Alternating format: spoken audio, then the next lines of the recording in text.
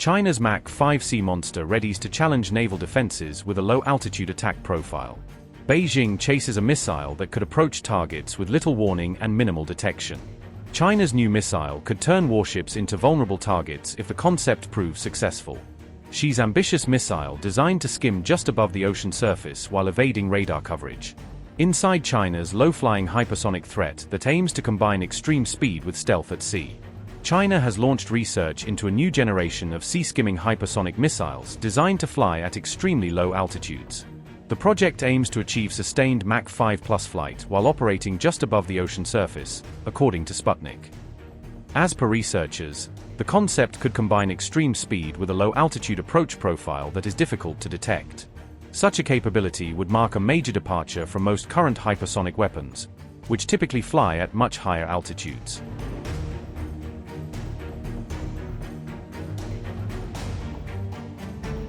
Most hypersonic weapons operate at high altitudes where thinner air creates far less aerodynamic resistance. Flying close to the ocean exposes a missile to extreme drag, intense heat buildup and severe mechanical stress. Those conditions can rapidly reduce speed and place enormous strain on the missile structure and propulsion system. Researchers said overcoming these limitations remains the primary technical challenge facing the program. Advanced detonation engine propulsion is being studied to provide the thrust needed for low-altitude hypersonic flight. High-temperature, heat-resistant materials are being developed to withstand extreme aerodynamic heating. Plasma blackout mitigation systems are being explored to maintain communications and guidance during flight. Autonomous terminal guidance technology is intended to improve accuracy during the final attack phase. Low-altitude hypersonic flight controls are being designed to ensure stability at extreme speeds near the surface. Researchers said the weapon could present a major new challenge for modern naval defense systems. Its low flight path could keep it below many long-range radar horizons until very late in its approach. That could significantly reduce the distance at which an incoming missile is first detected by defenders. Defending forces may have only seconds to track, identify, and respond before the missile reaches its target. Radar detection range could fall to just 25 to 30 kilometers against a low-flying hypersonic threat. Warning time could drop to less than 20 seconds before potential impact on a naval target. Minimal time for target identification could complicate threat assessment and engagement decisions. A shorter window for intercept decisions could place additional pressure on command and control systems. Greater pressure on shipboard air defense systems could reduce opportunities for successful interception. The research builds on years of Chinese investment in hypersonic testing, research, and development programs. Facilities such as the JF-22 wind tunnel provide critical data on extreme speed flight conditions. China's existing hypersonic programs also offer valuable experience in propulsion, materials, and guidance technologies.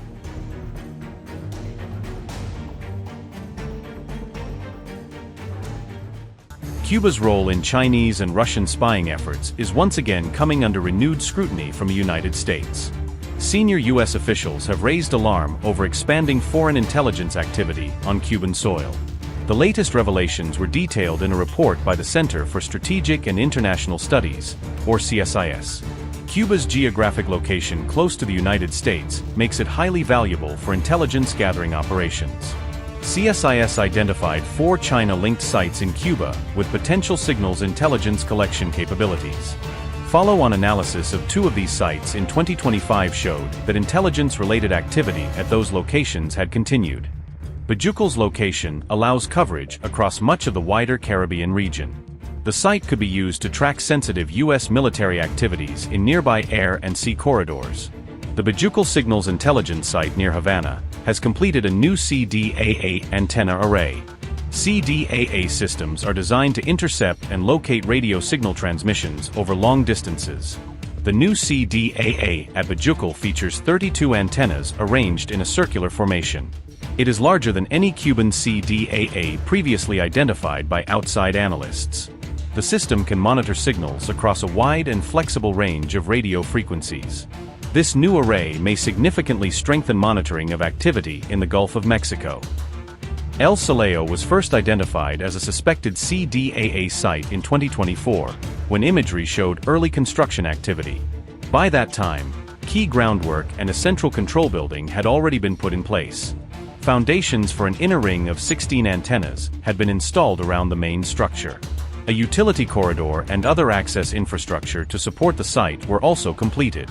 So far, no antennas have been erected around the central control building at El Saleo. It remains unclear whether the unfinished site will eventually be completed or repurposed. If finished, El Saleo could significantly expand Cuba's overall signals intelligence coverage. The facility could act as a complement to the larger Bajucal site located near Havana.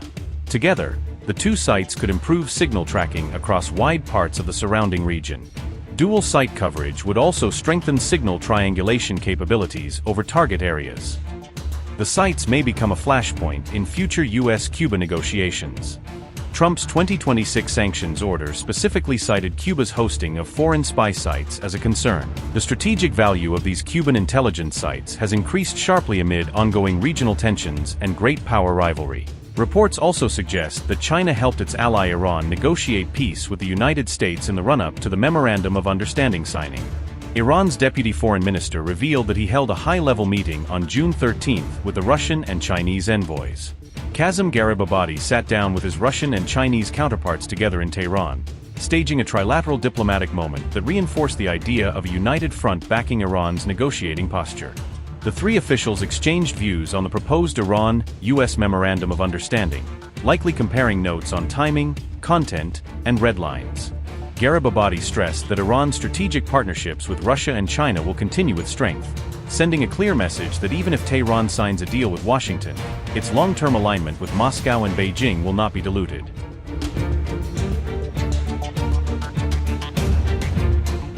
As the US-Iran war winds down, American naval movements are drawing growing attention across the Indo-Pacific region. During the conflict, the Pentagon shifted major military assets to the Middle East, raising concerns among US allies in Asia. That deployment fueled questions about Washington's long-term commitment to maintaining its presence in the Pacific. New military movements now suggest the United States may be turning its focus back toward strategic competition with China. The USS Boxer amphibious assault ship arrived in the South China Sea earlier this month, drawing attention to shifting US military priorities. The warship had originally been expected to support operations connected to the Middle East crisis. Instead, the Boxer was redirected to the Pacific, where it joined American naval forces already operating in the region. Satellite imagery appeared to show the vessel moving toward the northeastern part of the South China Sea.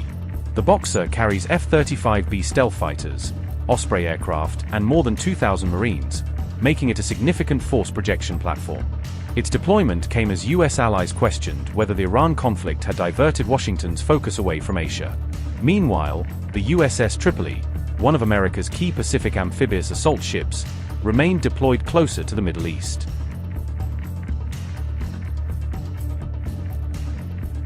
Boxer's arrival coincided with growing signs that the Iran conflict was moving toward a diplomatic endgame rather than further escalation. Washington and Tehran recently announced an understanding aimed at reopening the Strait of Hormuz and reducing regional tensions. As the situation in the Gulf began to stabilize, strategic attention appeared to shift back toward the Western Pacific. Analysts continue to argue that China remains America's most significant long-term strategic challenge despite recent crises in the Middle East.